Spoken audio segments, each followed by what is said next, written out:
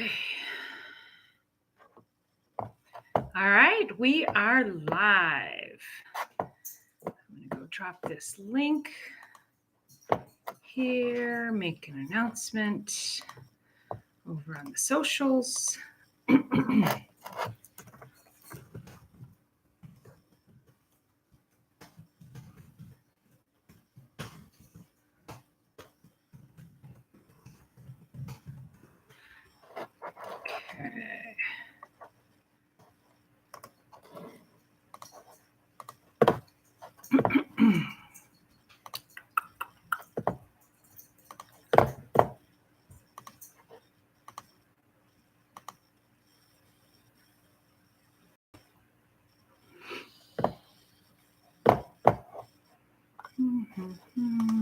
Let's see, page.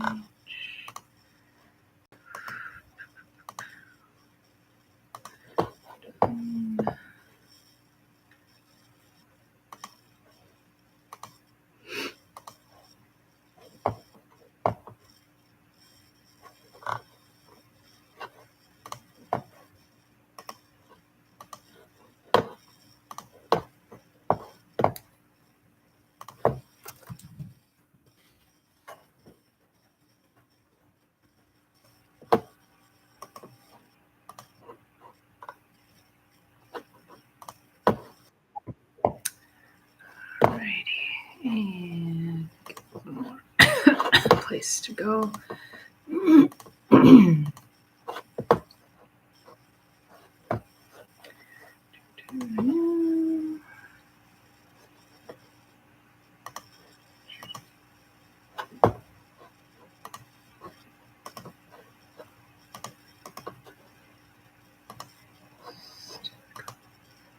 Okay, nice.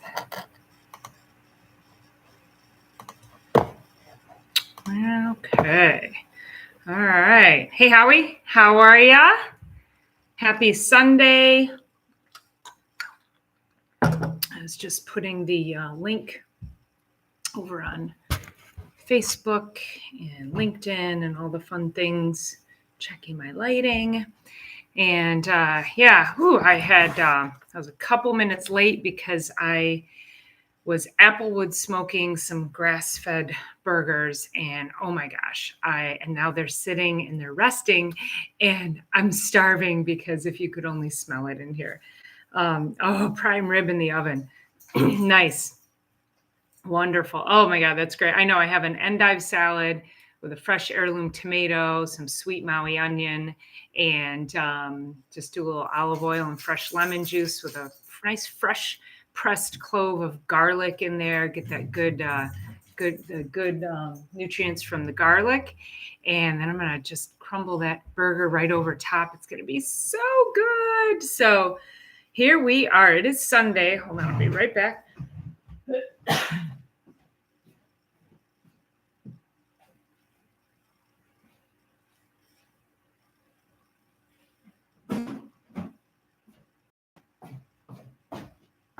Okay, it is Sunday. I don't have heat in my house. It is currently 65 degrees and I'm freezing. I'm bundled.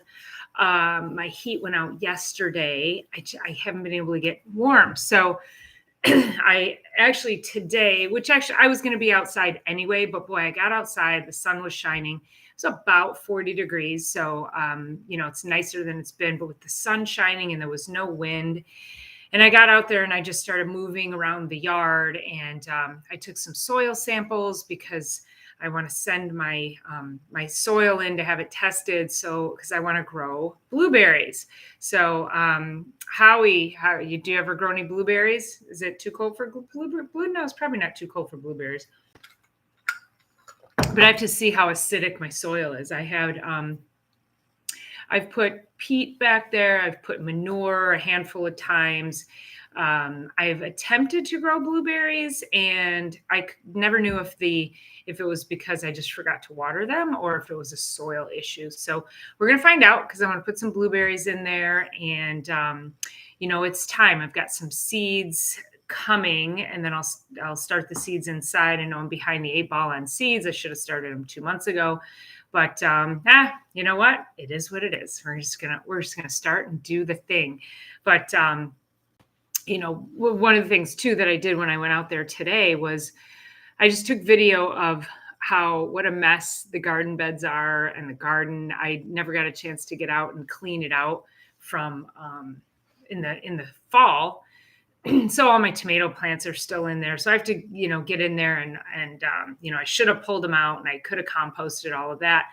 And it got cold real fast and I was traveling a lot. So I just didn't have the opportunity to get out and clean out that garden bed. So 55 acres of blueberries. Oh my gosh. It was my job when the girls were home, have blueberries. And oh my God, you know what? I could eat blueberries every day. Yeah. So like I said, I've put peat back there a couple of times in recent years. And then a couple nice loads of manure went back there as well. And so I feel like it's probably more, I just didn't, because it's pretty sandy underneath, so it drains really quickly. So I got to figure out how to just keep them nicely watered. I used to have a sprinkler system and I ended up spending one summer, I had an almost $700 water bill for 3 months. And I was like, why am I watering my grass? This is ridiculous. Hold on. I'll let the dog out.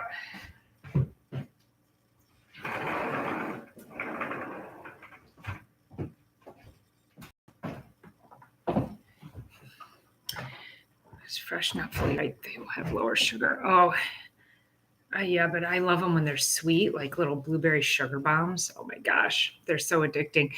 Yeah, so today was, I did a video today. I have to edit it, splice it all together, and I'm going to put that out because, no till and no date, right? Well, that's why I was like, I should have just taken all of that. I guess I can still throw it in my compost pile. Hey, Iron Fire, how are you? Nice to see you. Thanks for being here on a Sunday. So we were talking about, so I had done this video earlier and just did a tour of the garden and just talked about, we're coming into the season of being able to grow our food, at least here in the Midwest. Depending on where everybody else is, you may have a longer growing season, but we can't plant. Our last frost isn't usually until Mother's Day, so we can't plant anything before then, unless we have hoop houses. Which, considering in the back of my yard, I've got a nice big space back there, which you'll see in the video that I do. But I think it's just really important. We're in a place right now where we have a lot of deception in our food system. So Iron Fire says, don't have long, but I'm here for a couple minutes. Hey, appreciate you jumping in. Thank you so much. Really do appreciate it. Put compost on top of the beds and it's a lot less work. Well, I have all the plants that need to go sit in a pile so they can decompose and become compost. So, that's what I have going on there. I guess I could take them and line I don't know. I'll figure it out.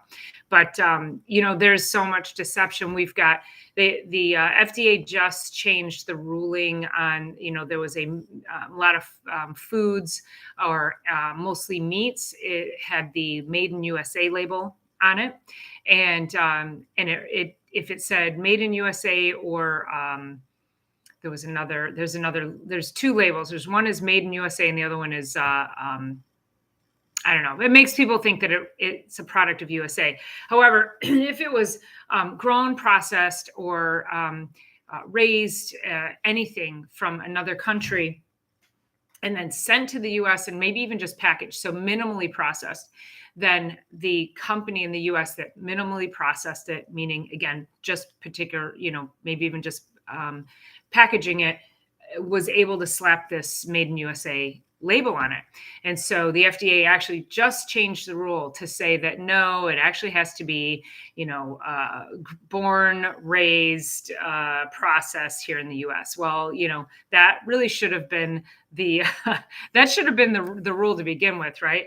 But now we're going to run into an issue where, what if you've got spring lamb from New Zealand, or you've got a good organic piece of meat coming from another country, but yet you have this meat that has been come from another country, raised like in a different country, raised improperly, and then it's conventionally grown, but it's sitting there and it has a USA sticker on it, and so you automatically wouldn't choose the superior product from another country if it was labeled, so I wouldn't particularly mind if I knew that it was actually high quality. But for the most part, I try to get all my meat local anyway. So yeah, it covers up the weeds and the weeds are gone. I know, actually I'm going to get my neighbor oh no, I can't get my neighbor. I got a kid that cuts my lawn. I have to see if he can bag it and save me the grass clippings, because grass clippings are amazing for keeping the weeds down. Steve, you get your foodstuffs from Croatia? Thanks for being here, by the way, Steve. That's awesome. Am I missing the joke? Steve always manages to throw these current event stories at me, and I have no idea what he's talking about because I don't really watch the news. I listen to a lot of stuff that pertains to, the things that pertain to me. So, anywho, yeah, but but you eat the prepackaged stuff. Where's the prepackaged stuff coming from? Is it healthy prepackaged stuff? Steve got a sponsorship from a company like a HelloFresh, company like that. And so I'm just curious, it's pre-prepared food, but some of those companies actually have some decent healthy stuff. But I'm curious what you chose, Steve. So that was made from layers, green and then brown. I've not heard that. Biochar and wood ash. Hey, thanks to you, Howie. I am saving my my ashes from my grill, and of course today was my first grill. It's still smoking. I threw some apple wood in there too. So, oh my gosh, it smells so good in here. But yeah, so I'm going to start using that to start to amend it. And I think biochar. So biochar does that make it more acid? Would that help with the blueberries? That's what I'm looking. Yeah, won't eat factory. I know I don't like factory. It's yeah, it's what do they call it? Frankenfood. Whoever made that term up. I forgot who made that term, but Frankenfood. I just don't. Oh my gosh. Well, and I went to Austin, Texas last week, which is why I wasn't here on my live last Sunday, because I was just getting off of the plane. But I did a video. If you guys go over and see my video on staying healthy while traveling, I had actually packaged food. I had taken sliced apples, cucumbers, some good grass-fed cheese, taken some turkey with me, and that usually my backpack is so heavy because I have so much food in there, and so that's what I took. I ate that for a couple of days, and then the second morning I was there, I walked over to the Whole Foods, and I ended up getting I got some more snacks. I got some microgreens, and I got some coconut yogurt, and I got blueberries, and I got another pile of fresh stuff so I could keep in my hotel room, as well as have things to travel back with. I had nuts with me, so I didn't feel like I derailed too badly. I did do well for my journey, and it does feel good, because if you don't seek that out, then you end up succumbing to the garbage that's right in front of you. And traveling is hard enough as it is. I'm still kind of tired because I for some reason, my body, I'm going to bed later than I want, but then I'm still waking up early. So I'm getting a little less sleep from the, it was an hour time change. So yeah, so you have to seek that out. And really, this is just a lesson also in our daily lives to start to just make these choices. People say it's hard. I don't know where to start. Well, even if you don't know where to start, you have to start somewhere. And oftentimes when you say, I don't know where to start, you do know where to start, right? So let's just get real. Look in the mirror and where to start. If you have eating habits, and you're drinking pop, or, you're not getting enough rest, you absolutely know, if you're not a good sleeper, if you take Advil every day, if you have chronic pain, there's there's definitely places where you can go, oh yeah, maybe I should eat less processed food.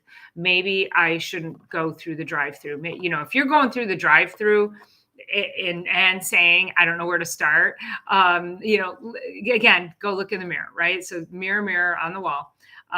So best blueberries come from the farmer that loves them. Yeah.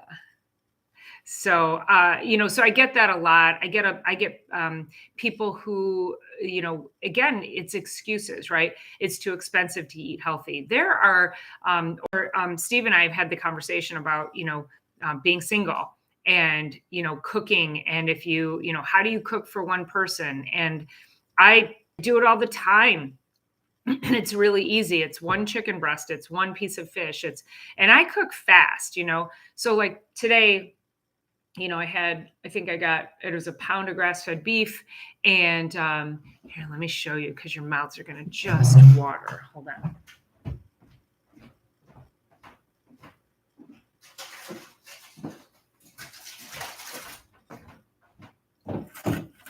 I cannot wait. I cannot wait to eat these. Okay.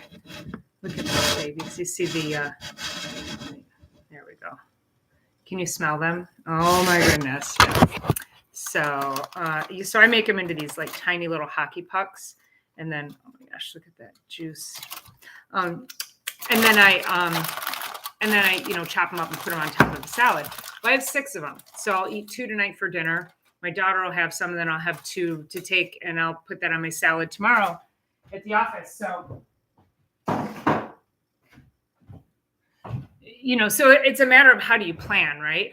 Oh, hey, Wild, how are you? We're talking about food, planning for food. Iron Fryer says, I used to eat that way, but it's too expensive. And that's a real thing. I don't do takeout or processed foods often. Yeah, you can't do, if you want better health, you just can't do processed foods. Heck, there's like in the video that I did today, there's tons of chickweed coming up in my yard. Chickweed is an absolute power food, and it grows wild in your yard. Hopefully you don't spray it and kill it, but so many people want to actually kill chickweed. They will go, because it grows everywhere, but it doesn't grow all the time. So it's starting to come up now. It's going to grow. It's going to, make a big mass of greens. Cut it off. You can use it to make tea out of.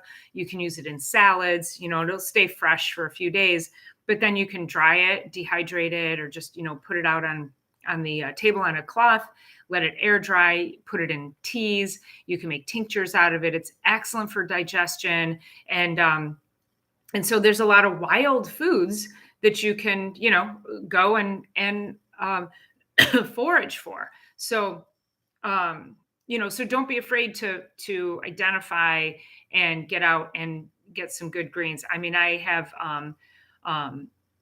lamb's quarter grows. I can't kill the lamb's quarter. Lamb's quarter is also excellent green, wild green, and it grows wild. Yeah, I cannot get rid of it. So, I've had plenty of lamb's quarter, so I just pull it and I throw it into the compost. Because I can't keep up with it. Nettle grows rampant in my yard back there. Problem with the nettle is you have to get it while it's young, before it gets super thorny. When it's young, that's when it has most of its nutrients. So, and that's the stinging nettle. And boy, if you just barely graze it, so not only does it have the thorns, but I think there's like I guess I'll call it a venom for lack of a better term, but like a venom on the thorns. And so it gets in and, burns and it, causes some irritation. So, but I don't know, I might try to, they say if you can't beat them, join them. So this year I might try to get out there when it starts to come up. I was out there today and I didn't see it growing yet. But I might try to get out there and harvest it. And, again, stinging nettle makes great teas. It's excellent for if you have sinus issues. It's like has an natural antihistamine, helps with, clear up mucus. Hold on, the dog needs to come in.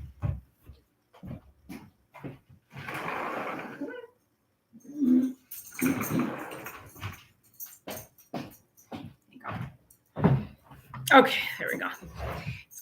looking. Yes, Wild says, can't be great food. Iron fryer. I plan every meal I have to have $200 per month for food. Hey, another thing that's actually getting really popular, raw food, 80% cooked food, 25, and this maintains the right pH. Clarify that, 20%. Right. Meaning in your diet, 80% raw food, 20% cooked. I eat so many vegetables, it's not even funny. And there's a lot of the, in the carnivore camps, tell you never eat kale again. Kale is high in oxalates, which, can contribute to kidney stones, bladder stones, chronic aches, pains. If you have an issue with oxalates, you could potentially be diagnosed with Lyme. It mimics Lyme if you have it that badly. So you do want to be careful about that. But if you don't have issues like that, then eat the greens. I love greens. So my salad is a big bowl of endive, like I said, with the heirloom tomato and the sweet onion. Yeah, it's try and find good for cheap. So yeah, that's when you grow it. And the young kale, Howie, yes, I love the young kale. It's the best. I'm actually going to be doing sprouts. So I have some seeds. I'm got to get some mason jars. So I'm going to try to do sprouts in mason jars, the microgreens. Yep, and that's what I was going to say. With the and you can get the seeds for just about anything. I love the bitter greens, the arugula, those real peppery type greens. So I'm going to do those for the microgreens. Hey, Big Steve, thanks for being here. Look at that coming in all capitals and a heart. I love it. Yeah, soak your almonds. And, a lot of people, again, have issues with nuts. You could soak your nuts, all of them really, and get them to sprout. And sprouted nuts are a lot easier for digestion. So that can be, if people have issues with nuts, that can be one way around it too. So there's all those little tricks. But another thing you could do too is I'm not sure where you're at, Wild, but if there's people around you. So sorry. You could like co-op dinners. So I have people around here that I know that they host, one person will host a dinner. And so if you're on a budget, it's a really great way to get, let's say you get two families together, or 3 or 4 families, and everybody comes together, brings a dish, has dinner, and then leaves and goes home. So you can, it's like bringing the community back together again, getting people to eat dinner together again. But if you can do it like that too, that's a great way to save money, because you're not having to provide for yourself. You can provide one dish, everybody else brings something, and that can also be a really great way to save money. Yes, I use all caps as it's better for me to see. I'm not yelling. Hey, respect. I like that. Yeah.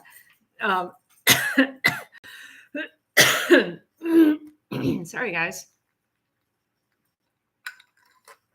Yeah. So food forest, Howie says, I graze in the food forest every day. So I was out there today, and I had sprouts of watercress coming up, and I was grazing on that.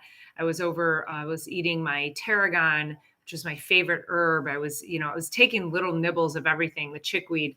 And so, that's what's so fun about it, is when you have all of these things growing, and a lot of the things, once you plant them once, now you can get them perennially. And so, so now all of my stuff just continues to grow, a lot of my edibles. And then I'm going to grow, like I say, I'm going to get the blueberries. I've got a raspberry ground cover coming, and I think that'll be really cool, because I've got some areas that I want ground cover on, but that'll be kind of fun to have a ground cover that actually grows fruit. Hopefully the dog won't eat them, because he loves to eat my raspberry plant. And what else? I'm getting some elderberry, and Kiwi. There's a hardy kiwi that it's about the size of a grape that grows really well here in Michigan.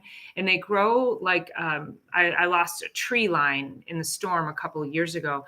And so they actually will grow in a hedge. And so you don't have to trellis them. So between the elderberry and the kiwi, I'm going to put them in between the houses, and they'll be beautiful because, like the elderberry, oh my gosh, the elderflower is so fragrant, and of course, it's so medicinal. And the berries are highly medicinal. We have elderberry here all the time for anytime we start feeling a scratchy throat or we get sick or have any sinus congestion, it's elderberry. So it'd be great to be growing our own. Probably have to net them from the birds. Let's see. So Wild Edibles says, I have so many food issues. I don't eat what others make. A little pepper and I can't eat it. Simple as that. Yeah. I mean, if you have food allergies, you have find another family that has food allergies. Can't grow where I rent. Pots, that's what pots are for.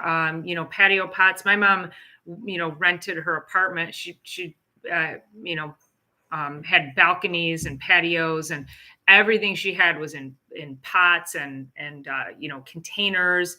And my mom had, the most beautiful tiny garden. I mean, imagine, a balcony of an apartment, and she had it just filled with food.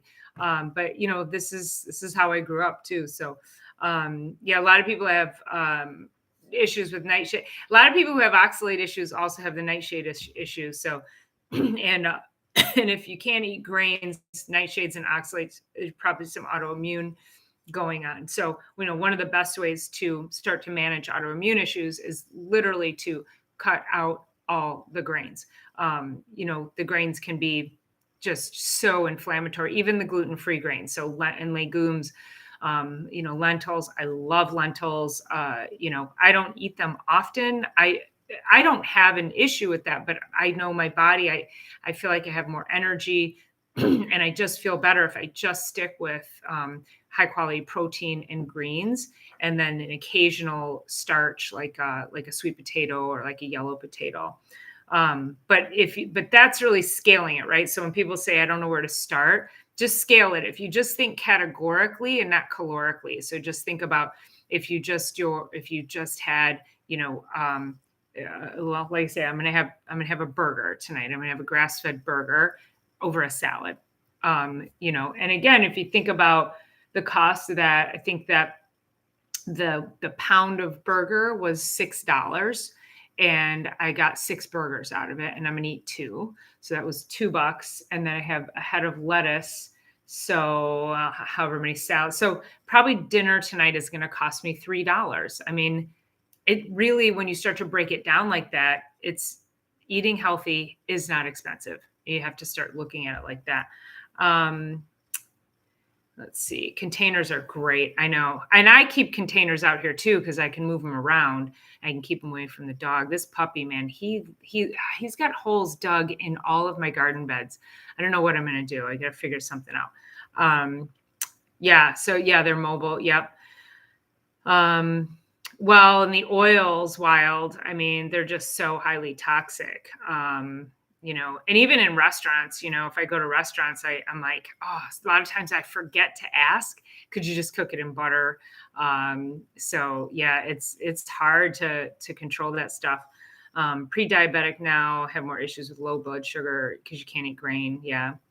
And that's where just really high quality protein. Now listen, Dr. Gabrielle Lyons, if you don't follow her, she's amazing.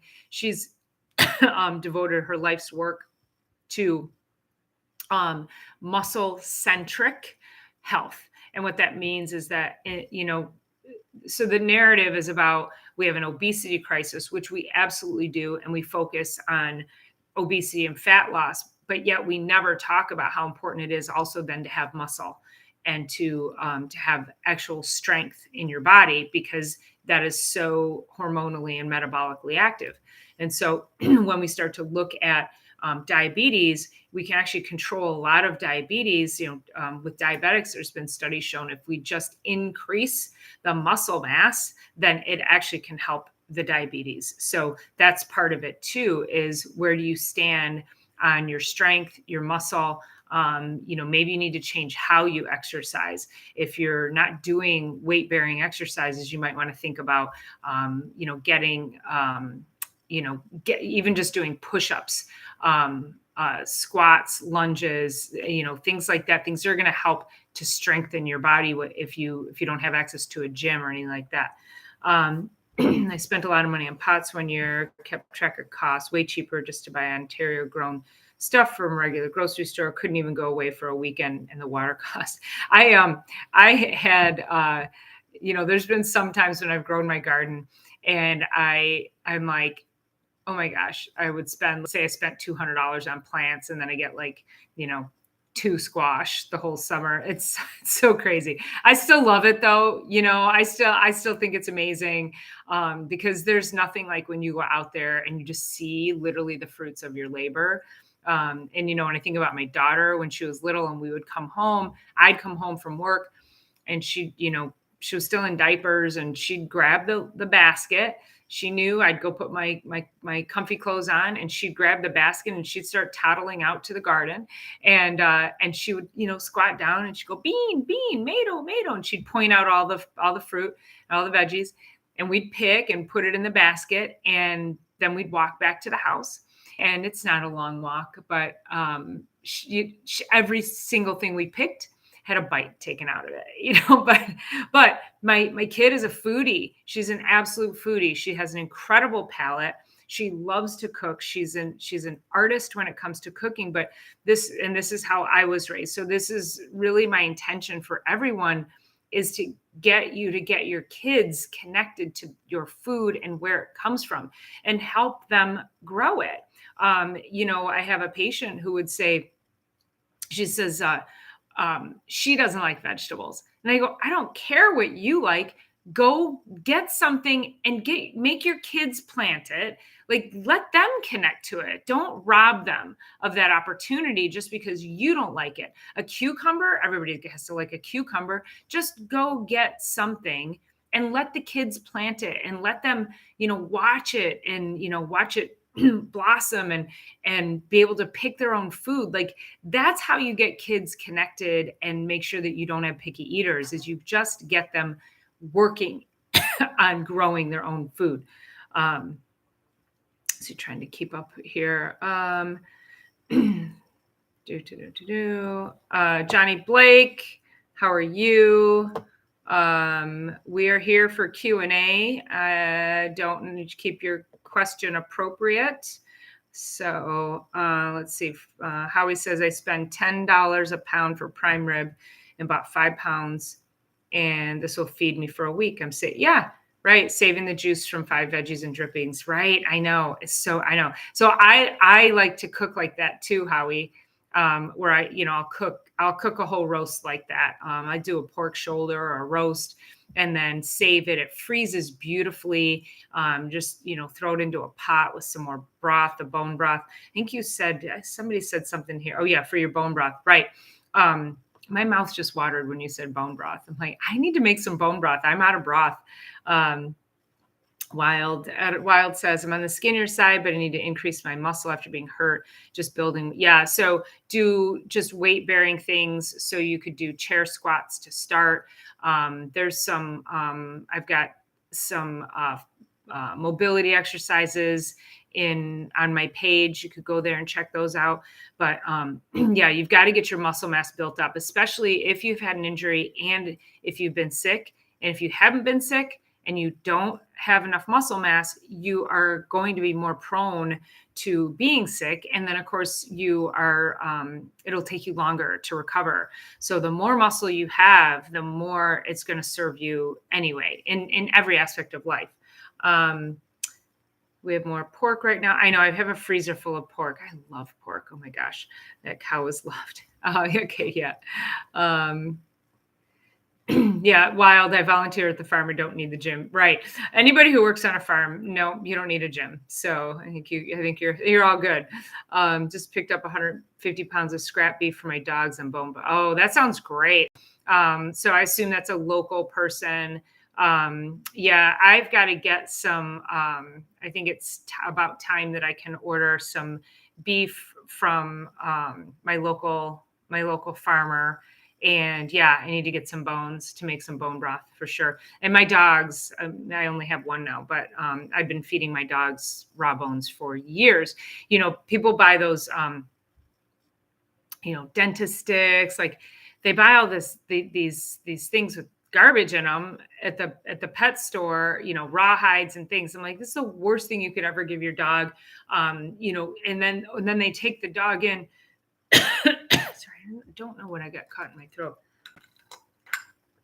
And then they take the dog in and have it put under anesthesia to have its teeth cleaned. I'm like, give your dog a raw bone. Just let it do what it's designed to do. The dog will clean its own teeth when you give it the proper diet. Give it raw bones. I go to the butcher and I get the femur bones and I have them, depending on, like when he was a pup, I would have the femur bones cut in thirds, because then they're small. Because also when your dog is smaller, if you give them, too much marrow too soon, you'll blow their bowels out. So you do have to be really mindful when they're little. I named her Lick. She was licking everything in the milk bucket. Was that the cow, Wild? I still have to find. I know some of you guys saw my video on Kerrygold. So that's my next mission, is to find a local cow share. I have a casein allergy. So casein is one of the proteins in dairy, but I think, if you're getting it raw and you've got it in its full profile, it hasn't been adulterated, it hasn't been pasteurized, it hasn't, been stripped of all the things. I think that, people who have issues like that can tolerate that better. Want to get back to, my mom made yogurt. We always had a bowl of yogurt in the refrigerator, always. And she was constantly making yogurt. So when we'd get low on that, she'd take a couple of tablespoons of the yogurt from the fridge and she'd throw it in a pot with some more. And we used whole milk, and she'd throw it in the pot because you need the probiotic starter. And so once you make it, you have your starter, and you can use that to continue to perpetuate. So I'm going to be doing that with the raw milk. I think that'll be delicious, because it's better than buying sour cream or anything like that. You make your own, right? Hi, Iron says, I used to be an avid gardener, took horticulture and floriculture as a teenager, but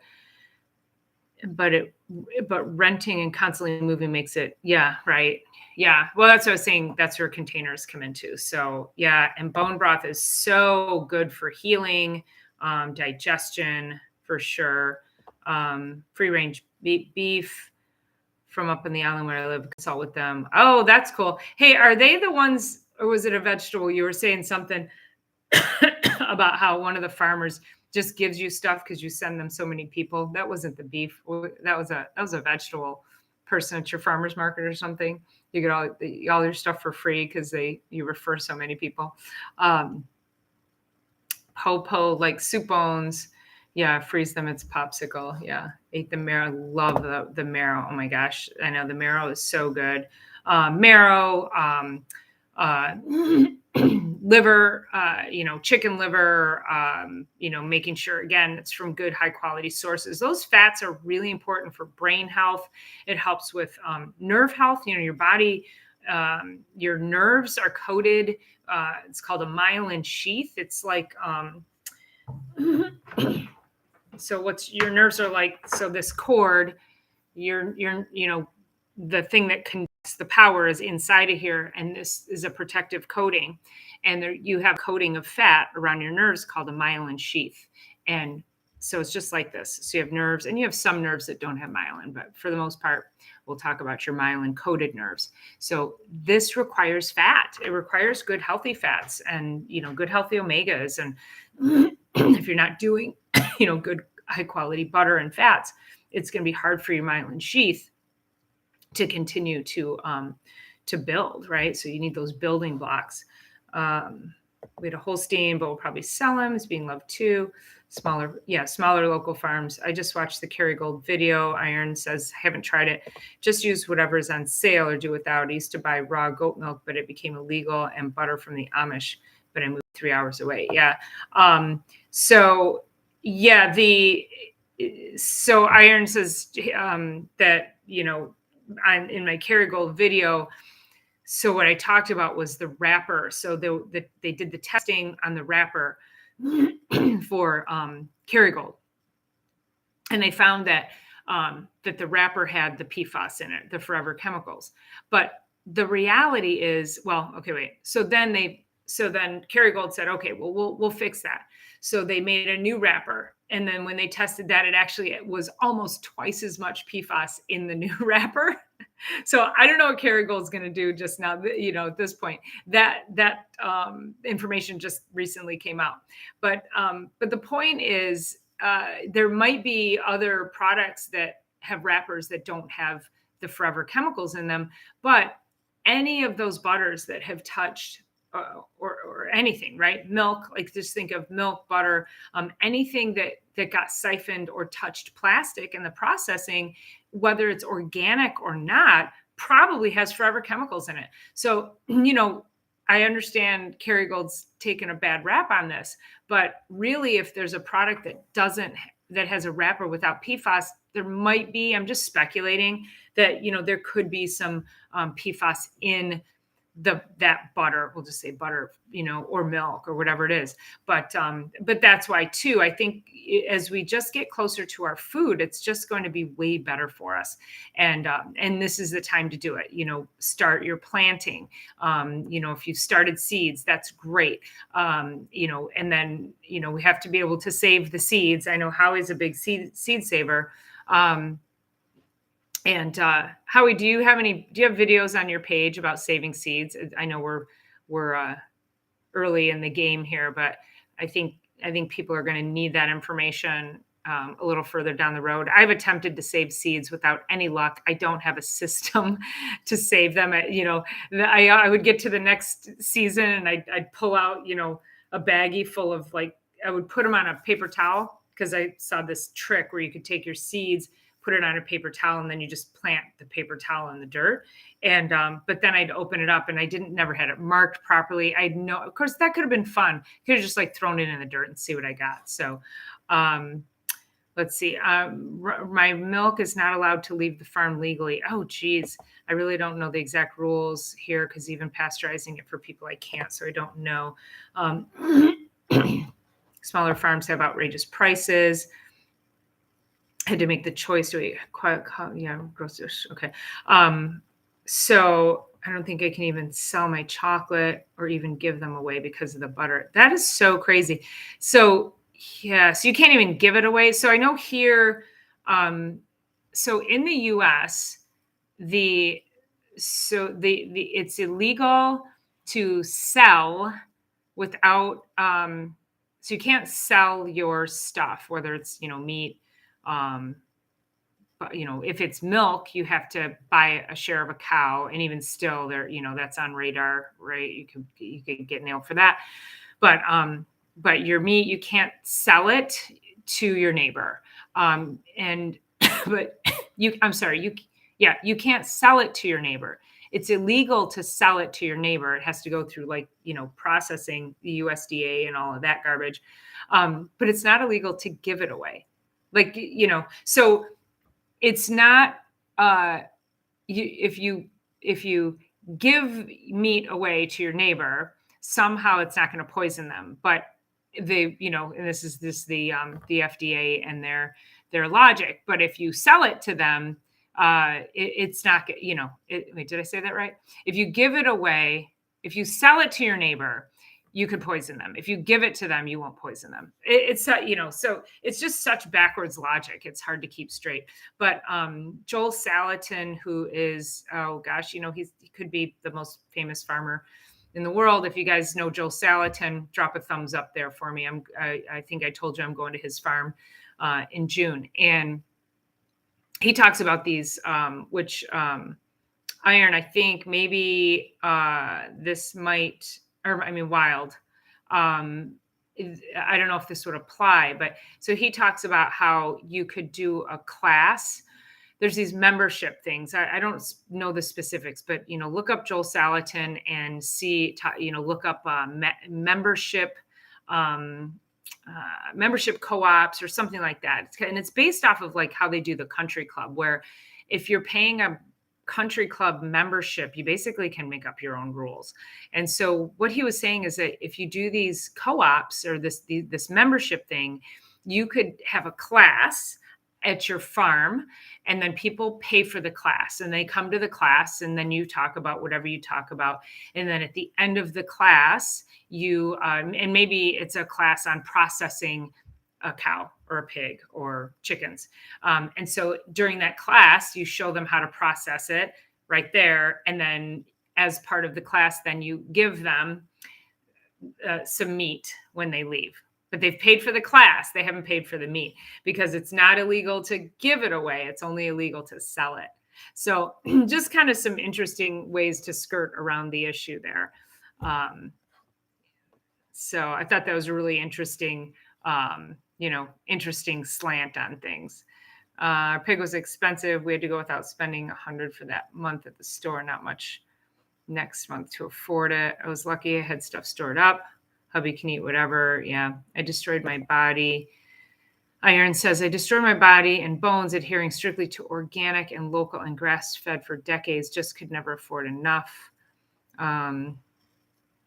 Pork did not have to hang long, so at least we had pork. That's good. Let's see, hunt, gather. Oh, right. I am actually supposed to go turkey hunting in May. I've never hunted.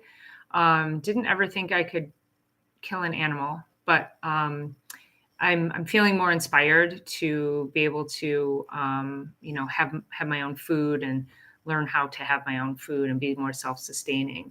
So I've been hearing his new, Wild says, I've been hearing his new talks and local foods. Yeah.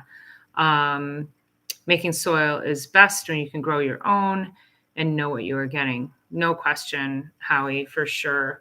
Yeah, the clubs are private, right? So total loophole. So you can basically do whatever whatever you want, but you still can't sell the product, but you create the program, right? So people come to your class, your program, and you sell it there. I belong to a prepper group of over 200. Oh my God, that sounds amazing. Is that online or is that local? Used to belong to a co-op for years with serious money involved for the amount we got. My kids are well. I worked on empty most of the time. Hunt, fish, forage, growing, and sharing. Yeah. If you eat meat, you should do it at least once, and crying is okay. You know what? That's what I said. I would bless that animal for giving its life for me.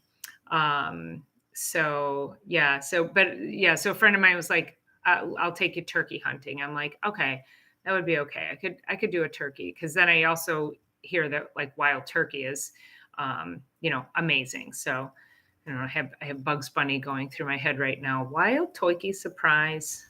Is anybody going to laugh at that one with me? Our line groups are watched, so that's a no-go.